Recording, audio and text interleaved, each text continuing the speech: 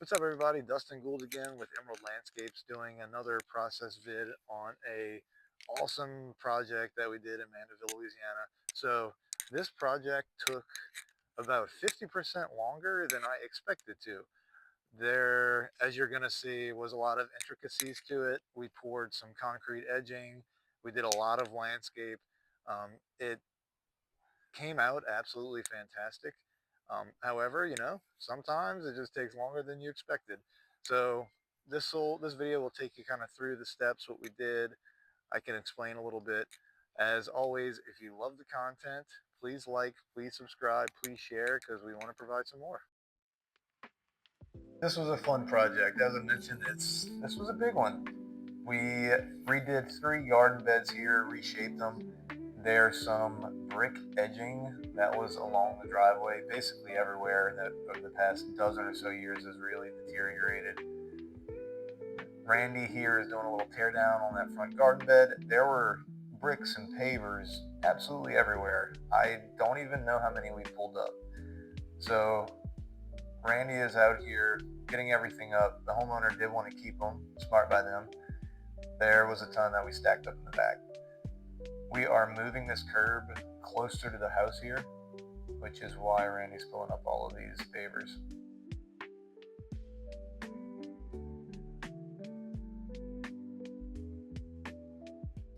What a job. They just keep going and going. It hurt me a little bit doing this, guys, but the homeowner did not want the sago palms anymore, so we really tested out the ripa, getting these up. There goes the yucca. Much less sad about that.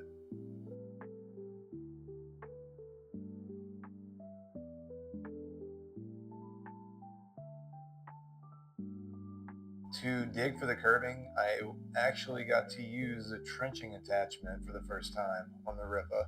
Worked like a charm. Everything is going to be formed up with 1x6s. This is my dad here. This guy is almost 70 years old, and he's out here putting up concrete forms. So, man, what a beast. Hopefully I'm doing that at 70.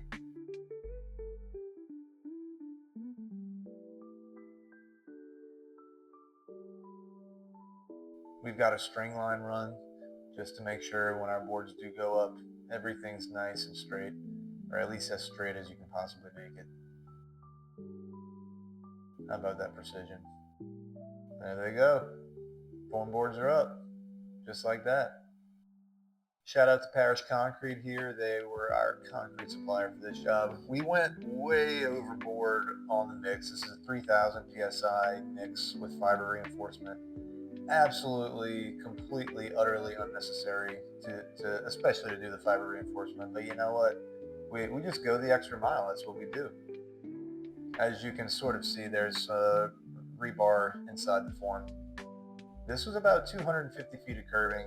All had to be done by wheelbarrow. There was a culvert here with a huge diameter pipe and not much of material on top of it, so I didn't want the concrete crushed to crush it.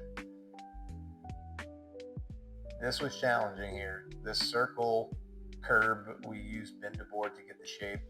It was a little bit of a pain in the butt, not gonna lie, but it came out pretty good here. I'm really just trying to slop the concrete in here, to smooth it a little bit, tap the sides to vibrate it down. We're going to come back later to finish it, and this will be a broomed finish.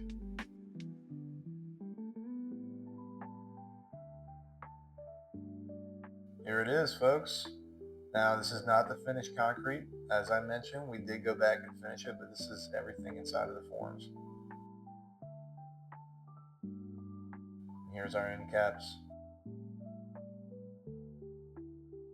This is it. That's the final product for the curbs. The guys are coming back here and wrecking these forms, stacking them up. We're going to reuse this lumber as many times as we possibly can.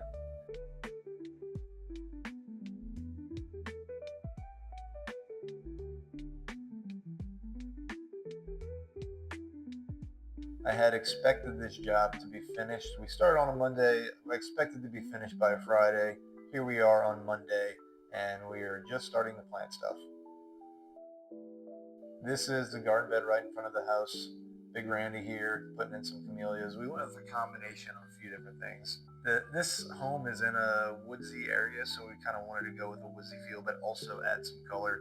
So we are going with some October Magic camellias. There's some liriope planted right in front of the grape myrtle here, and then some kaleidoscope abelia are the yellow plants that you can see right here. Haven't used a ton of abelia until recently, but absolutely love it. I think it's fantastic. It's drought tolerant, it makes really nice color, and it grows in full sun and part shade. What's not to love? Not pictured here is about a flat of annuals that I did plant on the other side of the bed.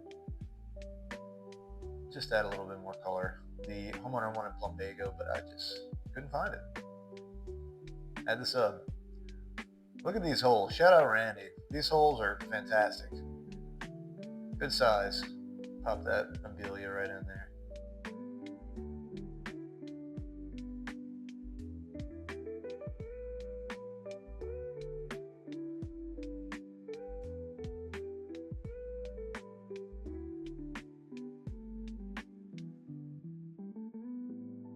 This is that front garden bed. We went with a similar combo of plants with the exception of we also used some autumn ember azaleas.